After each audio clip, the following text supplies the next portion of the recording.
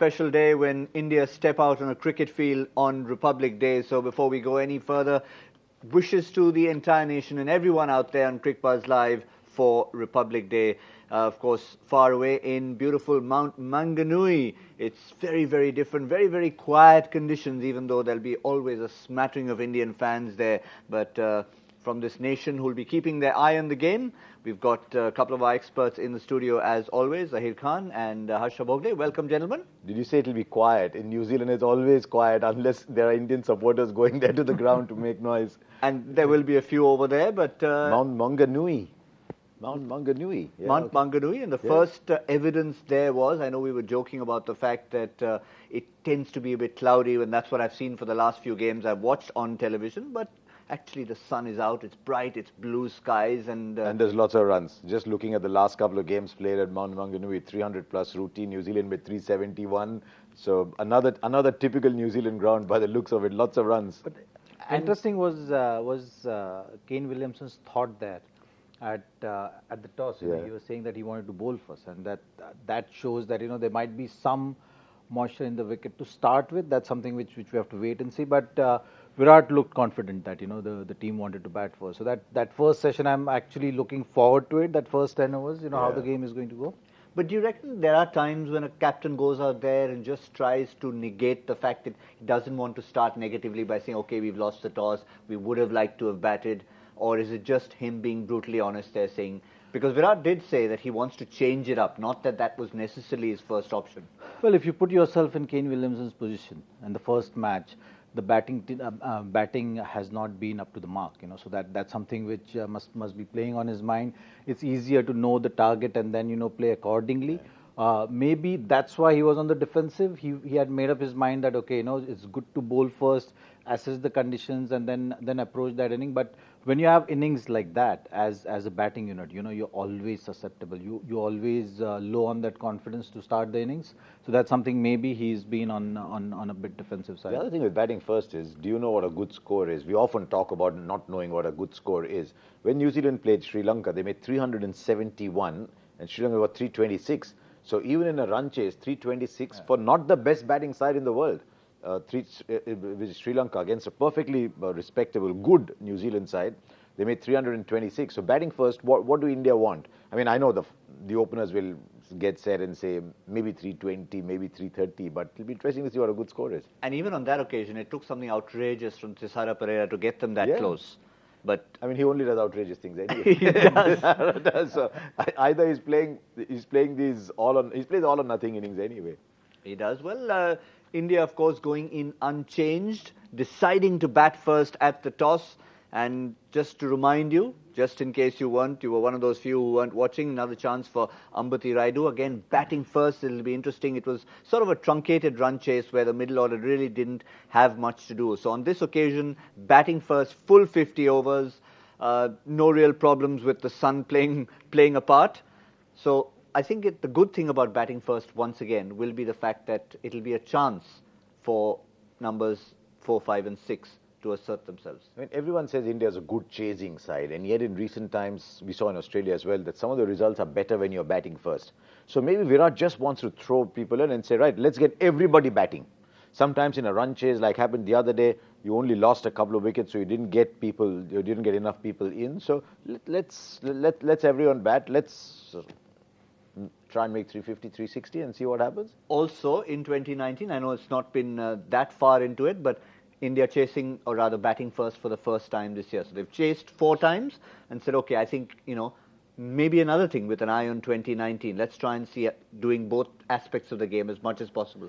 Also, the fact that the bowling unit has been doing consistently well, that also gives captain confidence that, okay, if you get to that pass score, you know that you can put pressure. And chasing is not easy. You always have that pressure of target if you've reached to that pass score.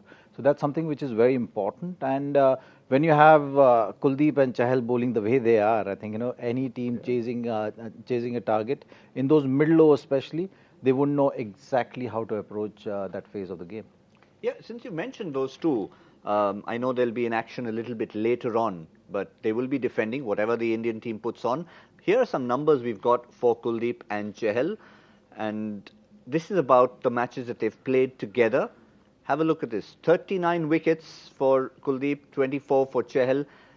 These are the 11 to 40 phase in matches that they've played together, and I think this is where you're talking about an important part of the game for them. You know, if you look at Kuldeep's got about 1.5 wickets a game. Chahal's getting little over 1 wicket a game. Between them, they're taking 2.5 wickets a game at an economy rate of under 4.5. Yeah. Captains would give an arm and a limb to get those kind of numbers. I don't think you need to compare who's doing what between them, but say a combination of Kuldeep Yadav and Chahal in 22 games at an average of about 35, economy rate of 4.5, they're giving you 2.5 wickets per game. Thank you very much. But just looking forward, just taking it a step forward, we've just tried to contrast their figures. We saw these overall figures between 17-18 and post the South Africa series. Now have a look if there's a story in this perhaps. Now in matches together from August 17 to February 18, look at the averages, look at the numbers, and look what's happened since. Is there anything we can read into this? I think Chahal has just tapered off a little bit, but we saw that, and I think Zach might have mentioned that being out of the side has hurt him. Sometimes being out of the side, as I think with Hardik and Rahul as well, sometimes being out of the side ignites something in you, and suddenly we saw Chahal coming in, his speed was different, he was tossing the ball, he's getting wickets, so maybe the best of them together still to come, who knows? It's always going to be an asset, you know, when these two are in form, bowling together and putting up these kind of numbers, you know, those numbers are staggering. Yeah. I think in ODI cricket, if you look at any team doing well, you have to have that middle phase as a driving phase. In that phase, usually you've seen if the platform is set, that platform is so strong for the last 10 overs, then it doesn't matter who is bowling in those last 10 overs. It's so difficult to content the batsman if there are two set batsmen batting there. So that from that point of view, I think Kuldeep and Chahal have been playing a huge role. And then those numbers in 22 matches, close to 66 wickets, it's just staggering.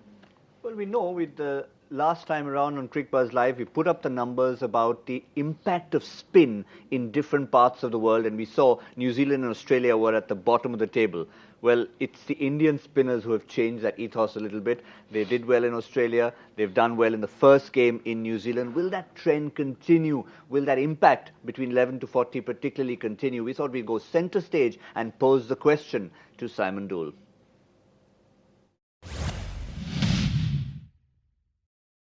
Well, you wouldn't have thought spin would be the way to go for India in New Zealand as much as perhaps it would be in the subcontinent, but tonight it certainly proved like it in this game in Napier. Chahal and Kuldeep were both outstanding. What I liked about them was they flighted the ball. They were prepared to give the ball some air, allow it to turn a little bit. There wasn't much turn here, a little bit of turn beating the bat, but not a lot to cause too much trouble. What I liked was the flight. They made the batsmen try and come at them, and they didn't allow too many balls to be hit straight down the ground. So to me, yes, spin through the middle will play a key part, and also Kedar Jadhav, the little round arm of Kedar Jadhav, doing a great job. I mean, he's done a great job at different times against New Zealand in particular, and he seems very comfortable bowling against this New Zealand side. Always picks up a wicket or two, or does a good job for his skipper Kohli, and that's exactly what he did tonight. So we might see a lot more from Kedar Jadhav. We might see plenty of spin through the middle overs, causing a lot of trouble for New Zealand throughout this tour. Careful, Dooley, if you're trying to imitate Kedar Jadhav. You saw how the discomfort when he was just trying to... Listen, Kedar Jadhav is here and Dooley is up there. For Dooley to be able to imitate Kedar Jadhav, he's got to be down on his knees to be able to come stump high and do that. And that's why Jadhav is so difficult. Can you imagine? You're 6 foot something and the ball is coming just over the stumps at you. That trajectory you've never seen. It's. I'll tell you, first time when people see Kedar Jadhav ball, I saw Shane Warne. What's this fellow doing?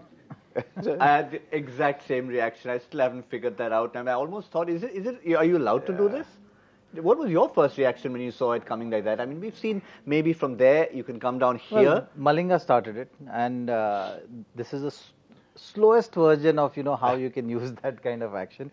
But he bowls those deliveries from that angle and very slow. So that's something batsman then has to use a lot of power. And I've seen one thing with a lot of batsmen at international level, particularly playing Kedar Jadhav, that they're playing him on the front foot. I think the way to negate these kind of actions or bowling styles is to really hang back and then use power. and look to just use those gaps in the field to taking for singles and doubles rather than just really attacking him. It's interesting exactly what Zach is saying. You see, when Jadhav goes for runs, it's when people just sit back and say, okay, I'm not coming to you, you come to me. And then when you come to me, I'll decide where I hate The you. reason why we are discussing Kedar Jadhav and, of course, Vijay Shankar, that sixth bowling option, but we are going to have another option flying in, probably reaching tonight, Somebody well before took a decision. 2036. Somebody took a decision. That is the best part of this all. Somebody took a decision and said, right, we can't have these guys in limbo. I mean, can you imagine? It's like I've written an entrance exam. I'm waiting for the results. All I'm doing is I'm waiting for the postman to come. Oh, today the postman's aunt had a headache, so she's on leave. Oh, today something else happened. And you're just waiting. No, you need to told pass, fail. Pass, let me go to college. Fail, let me start preparing again. Now at least Hardik Pandya and KL Rahul know what's going to happen. KL Rahul is going to go and score runs for India A. I'll tell you, he's going to score runs for India A. And Hardik Pandya is going to go to New Zealand and play. At least now we know what to expect. And you were talking about it. I mean, I know you mentioned 2036. Forget all that. The fact is, somebody had to take a hard call, and it was taken at the right time. Yes. Now, once a call is taken, you may agree or you may disagree with the call. But at least there is a call. There is a direction now. You know that there is going to be a hearing someday. You know there's going to be whatever. They've already missed 4 matches, by the way. Don't forget. Yeah. So if the original call was suspended for 2 matches, that's already happened. Vinod Rai had said 2 matches. Diana Adalji disagreed. But the original call was 2 matches. That 2 matches has happened. 4 matches have happened. So now, when it happens, it happens. That is why I made the Stokes comparison. Initially, Stokes was pulled out. Then Stokes played pending a trial. There is a smaller trial. It's nowhere near what Stokes did. There will be a hearing, but at least they're out playing at the moment. Yeah, back to cricket now. Comparison there. That's the good part, I think. Back to cricket, get your head around cricket, get your focus back on the game, because it's these kind of things, like especially in Hardik's case, he was coming back from an injury.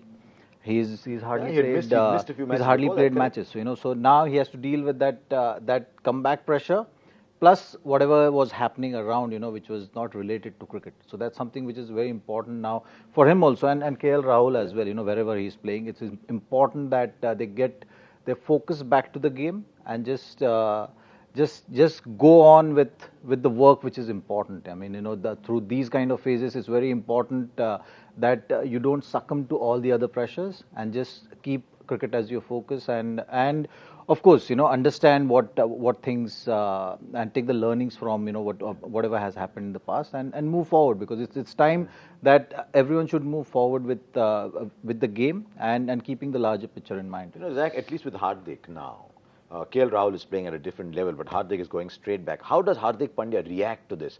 Does he say, "Dikha dunga, I'll show you"? Or does he say, the whole world is against me? This is a stage where you've got to tell Hardik Pandya, look, what has happened, now go out and play, right? But it can affect him 2 ways, no? I think he's that kind of a character, that he's going to go out there and say that, okay, I'll show everyone. I'll show everyone that I'm going to go out there, I'm going to perform even better than whatever I've been doing so far. And that's the right way to deal with it. Yes, you learn from your mistakes. I'm sure that both of them have learned their lesson, and now they just want to go out there and do what they know best, which is playing cricket, going out there, playing, representing your country, and putting up winning performances. It happens to all of us. It happens to all of us that sometimes what we think is bad news is actually opportunity wearing different clothes. Sometimes when we go through adversity, we change as people and come back stronger. And I would like to see Hardik Pandya and KL Rahul come back stronger, fewer distractions, come back and realize that cricket is everything for them. Cricket is doing everything for them. I'll come back stronger. I won't be surprised if they come back better players. When you started saying how is he going to express himself, I said I suspect he's going to be careful about what he says. But the good thing is, if you can be on the cricket field, that's how you express yourself. It's the old cliche, but he can just walk out there and express himself with bat and ball, despite the fact that he's played only 1 first-class game since September. There's no better place to get out there in the middle of the field in a competitive match. Played well in that game too. Yeah. His former team, for Baroda. Okay. But also, when you know that you are coming out of these kind of situations, you know that margin of error is less now. You know that you've been pushed against the wall. The only way forward is by putting up those performances on the field. And that's something, if you look at these kind of situations that way, then it's certainly going to help you going forward. Let's look at the numbers that he has as an impact. from Hardik Pandya's point of view, because it's the question that's always asked of him is how often will he come in and bowl those 10 overs? And I think that sort of answers it. The 42 ODIs that he's played since October 2016, 11 times he's bowled a full quota of 10 overs and 27 times at least 6+ overs. Zach, is he currently a 10 overs bowler in your view, or is he currently a 6+ bowler in your view? I think he's about 8 to 10 overs bowler now, and those numbers are actually suggestive of the fact that how he's evolved. Like, you know, when he started playing ODIs, everyone would always talk about he's not going to be able to finish the 10 overs. He's evolved as a bowler and got himself with the requirement of the team as well. I'm sure, you know, everyone must have Virat must have had a word with him saying that it's important that you bowl those 8 to 10 overs, and that really helps the team achieve that balance which we always been talking about. You know, then that gives them the liberty of playing Kuldeep and Chahal both. Then you're not worried about that number 6, number 7 batsman.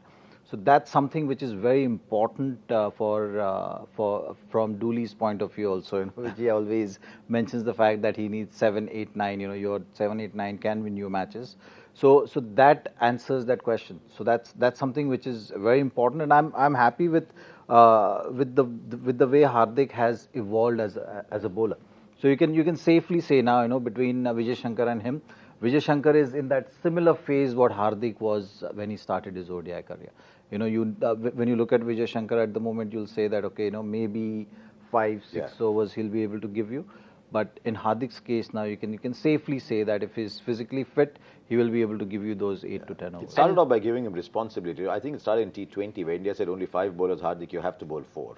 Yeah. So it started off telling him take responsibility to bowl 10, because if you bowl 10, now look what happens in England. If you have a 330, 340 game, you're looking at sort of 6.7 kind of run rates. If your fifth bowler even gives you 7 and picks up 2 wickets, he's still done okay, you know, because your lead bowlers are expected to then go under 6 in a 330 situation. So Hardik actually has the opportunity to say, look, even if I go 10 over 60, 65, it's still okay for my side if I'm taking 2 wickets.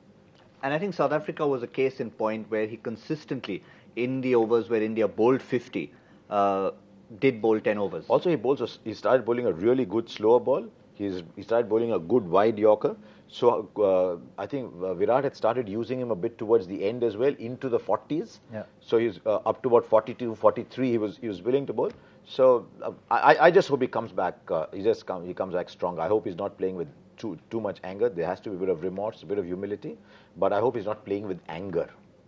And if he does well, yeah, it affects the balance of the side, as he said. And then again, I think, going back to the point that Zaheer Khan harped on in the previous game, if someone like Mohammad Shami is used, as he advises, before the 40th over, then having someone like Hardik as an option between 40 and 50 is very useful. Yeah, just that if Hardik plays, then Shami may not play. Yeah, so Hardik becomes that bowler. Yeah. So that's, see, now the call for the team management will be whether you want 2 wrist spinners in the side.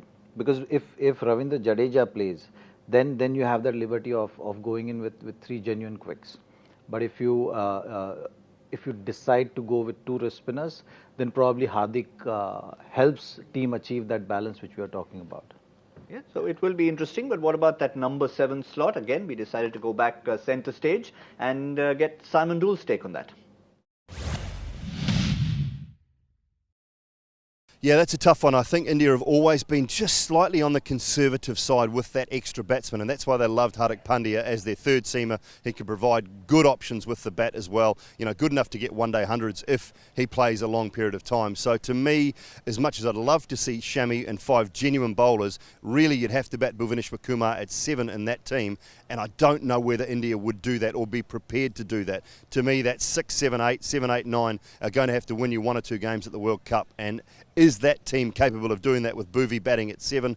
I'm not so sure. I think they'll always stick with that slightly conservative approach and look for a Hardik Pandya type, Vijay Shankar type player at 7. Now, I know we are focusing on India versus New Zealand at Mount Maunganui, but since we've started talking about batting all-rounders and we've got a couple of very tall fast bowlers, in the case of Simon Doull, maybe just a little bit less in case of Zaheer Khan, you cannot escape mentioning Jason Holder. I mean, that was absolutely insane what he did. In my Test 11, Test 11, I had Jason Holder in my Test 11. You know, everyone talks about Ben Stokes, Who's the better all-rounder in world cricket at the moment? The numbers are saying Ben Stokes is not even knocking at Jason Holder's door. I know he bowled well in this game, came back, he bowls his typically fiery 6-7 over spells, picks up a wicket. Holder's averaging just under 40 with the bat and 12-13 with the ball. 12 or 13 with the ball. Even in this game, 2 for 15. Quiet guys sometimes. Ben Stokes will not be knocking figuratively or otherwise on Jason Holder's door, because it was Ben Stokes who suffered pretty much. He was hitting for sixes as if he was a schoolboy bowler. Yeah, he was. I'm glad to see the West Indies. England started well, and the West Indies still need 500, and England still need 560 to win. I mean, that's hilarious. Yes, let's come back. Let's come back to this game. There's one thing about this game I want to ask Zach as well. What is the long-term future? What are they talking to Dinesh Karthik about? Because again, Dinesh Karthik has been left out for Ambati Rayudu, and I think Dinesh Karthik once again is feeling the Dhoni pressure. Dhoni kept him out all these years because Dhoni was Dhoni, right? He was winning matches, a great player.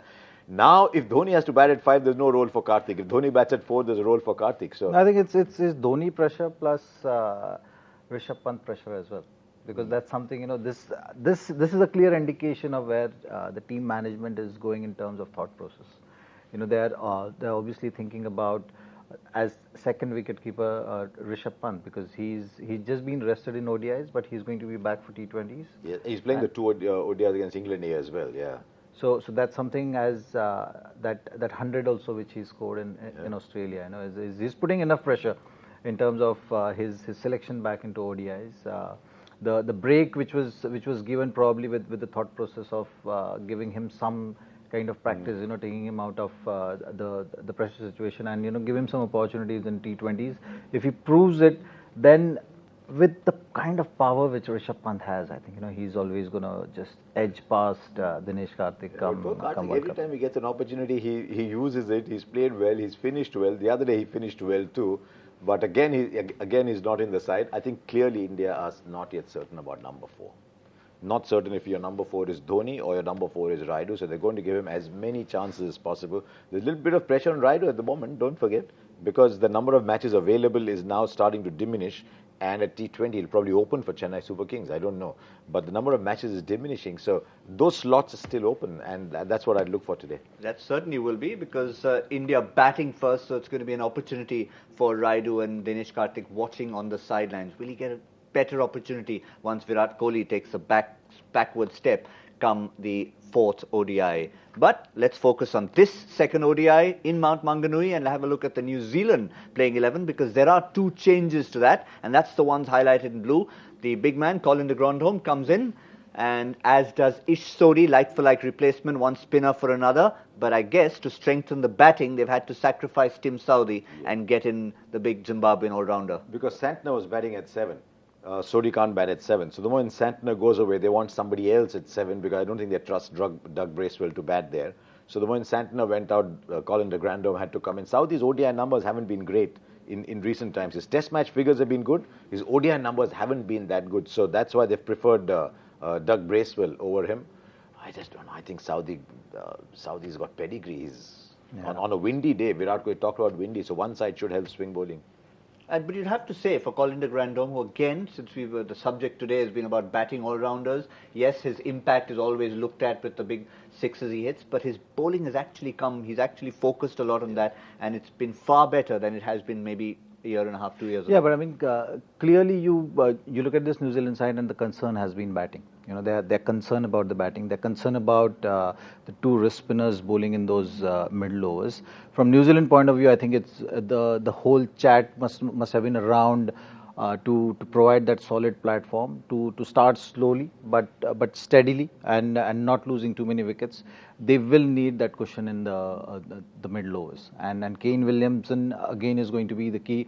Guptill is someone who I feel has got the potential to put that pressure up front, and he's been that impact player for New Zealand. So I think in today's match, Guptill and Kane Williamson are going to be holding the key for New Zealand side.